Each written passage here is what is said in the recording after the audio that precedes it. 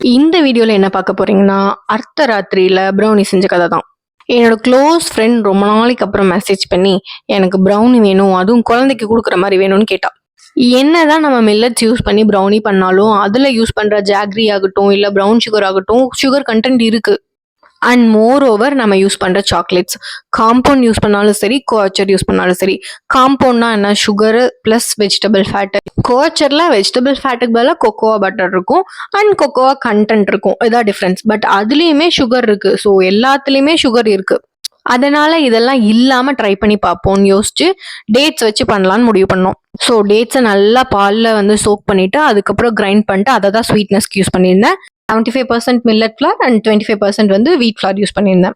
சாக்லேட்க்கு only cocoa powder மட்டும் தான் use பண்ணியிருந்தேன். அண்ட் ஃபைனல் ரிசல்ட் வந்து டேஸ்ட் செமையாக இருந்துச்சு. டெக்ஸ்டர் வந்து சாக்லேட்டியாக இல்லை, பிகாஸ் நம்ம சாக்லேட் போடாதனால அதை மட்டும் நெக்ஸ்ட் அட்டெம்ப்ட்ல ஃபிக்ஸ் பண்ணணும்.